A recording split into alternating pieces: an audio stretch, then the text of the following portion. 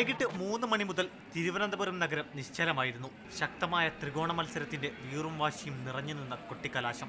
പേരൂർക്കട ജംഗ്ഷനിലായിരുന്നു LDFന്റെയും BJPയുടെയും പ്രവർത്തകർ അവസാന പ്രചാരണ പ്രകടനങ്ങൾക്കായി സംഗമിച്ചത്.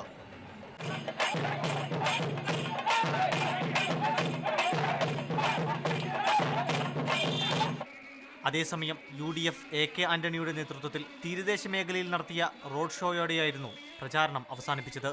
ബൈക്കുകളിലും ചെറുകിട വാഹനങ്ങളിലുമായി നൂറുകണക്കിന് പ്രവർത്തകരുടെ അകമ്പടിയും ആന്റണിക്കും തരൂരിനുമുണ്ടായിരുന്നു. ആറ്റിങ്ങൽ ജംഗ്ഷനിലായിരുന്നു ആറ്റിങ്ങൽ മണ്ഡലത്തിലെ കൊട്ടിക്കലാശം.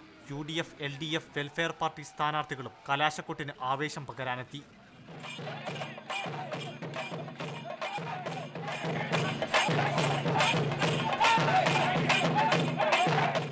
ഇരു മുന്നണികളുടെയും അഭിമാന പോരാട്ടം നടക്കുന്ന കൊല്ലം മണ്ഡലത്തിലെ കൊട്ടിക്കലാശം ചിന്നക്കടയിലായിരുന്നു. 4 മണിയോടെ നഗരം വലയം വെച്ച് ചിന്നക്കടയിലെത്തിയ UDF സ്ഥാനാർത്ഥി NK പ്രേമചന്ദ്രൻ തീരപ്രദേശമായ നീണ്ടകരയിൽ റോഡ് ഷോ നടത്തി. തുടർന്ന് ചിന്നക്കടയിലേക്ക് തന്നെ തിരിച്ചെത്തി പ്രചാരണം അവസാനിപ്പിച്ചു.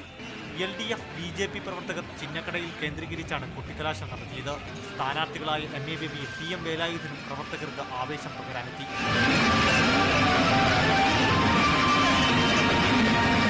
പത്തനംതിട്ട മണ്ഡലത്തിൽ കൊടുമഴയിലും കെട്ടടങ്ങാത്ത ആവേശമാണ് കൊട്ടിക്കലാശത്തിൽ കണ്ടത്. നഗരത്തിലെ ഗാന്ധി സ്ക്വയറായിരുന്നു കേന്ദ്രം. UDF LDF BJP സ്ഥാനാർത്ഥികളുടെ സാന്നിധ്യം പ്രവർത്തകർക്ക് ആവേശം പകർന്നു.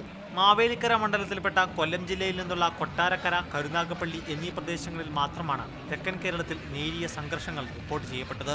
മീഡിയ 1 തിരുവനന്തപുരം, കൊല്ലം, പത്തനംതിട്ട.